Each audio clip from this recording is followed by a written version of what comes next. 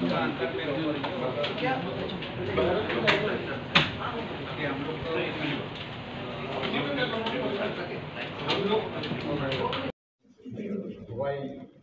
did you visit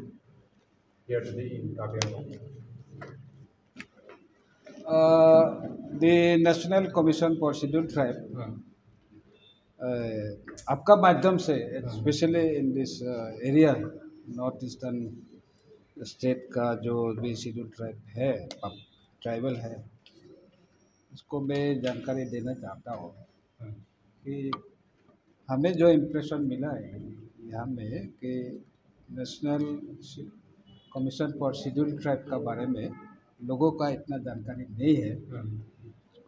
इसको awareness का भी ज़रूरी है। और जैसे national commission for schedule tribe जो अंदर आर्टिकल 338 का अंदर में प्रेसिडेंट ने गठन करता है, तो 100 डेज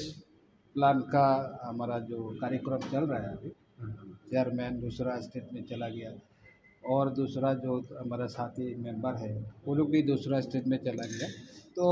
हम चूज़ किया कि कार्बी आंगलॉन्ग और दी महासव काउंसिल जो है डिस्ट्रिक्ट है, इसको इसमें आने के लिए तो हम लोग आए हैं। मेरा साथ वो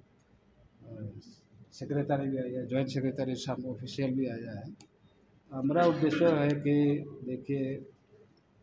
6 शेड्यूल का अंदर में जो काउंसिल है तो इसका साथ थोड़ा इंटरेक्शन हो जाए, how the councils are functioning with special reference to the schedule tribe council तो है, ट्राइबल काउंसिल तो है, तो उस पर थोड़ा स्टडी भी हो जाए, इंटरेक्शन भी प्रोग्राम हो जाए और साथ साथ में दीफू और हाफ ये जो दिमा हासाव डिस्ट्रिक्ट कार्बी आंगलॉन्ग जो डिस्ट्रिक्ट अभी रिव्यू भी करेगा हम लोग। इसमें with relation to the schedule tribe ये कैसे भी वेरियस गवर्नमेंट स्कीम को इम्प्लीमेंट कर रहा है, उसमें शेड्यूल ट्राइब कंपोनेंट में कितना बेनिफिट हो रहा है और what are the problems in this area, इसको देखने के लिए हम लोग डिस्ट्रिक्ट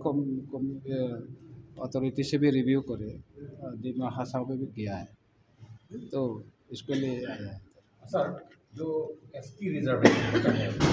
उसके बारे में इंक्रीज करने के लिए आपको कुछ पॉलिसी भी आई? नहीं, कमीशन से देखे वो बहुत होलिस्टिक हम लोग अप्रोच लेके जैसे हर मिनिस्ट्री में हर डिपार्टमेंट में पब्लिक सेक्टर अंडरटेकिंग में यूनिवर्सिटी में एसटी का रिजर्वेशन था और उसको मॉनिटर करने के लिए जैसे लाइसेंस ऑफिसर का प्रोविज़न होता है, तो एवरी मिनिस्ट्री से हम लोग ये इंफॉर्मेशन भी अभी मांग रहा है कि रिजर्वेशन को लेके जानकारी लेने के लिए जो सही ऑफिसर है जो हमें जानकारी दे सकता है वो लाइसेंस ऑफिसर ही है, और ये licence officer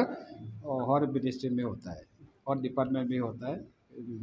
public sector undertaking में भी होता है। तो जानकारी हम लोग ले रहा है कि कितना बैकलॉग है और किस लिए है, किस लिए रिक्रूटमेंट नहीं हो रहा है, वो सब जानकारी तभी मिलेंगे जब हम ये इंफॉर्मेशन जो हम लोग मांग रहा है वो उसको आने का बाद बता दें। तो अगर बैकलॉग होगा उसको रिक्रूटमेंट कराने के लिए हम लोग को रिकमेंडेशन दे देंगे।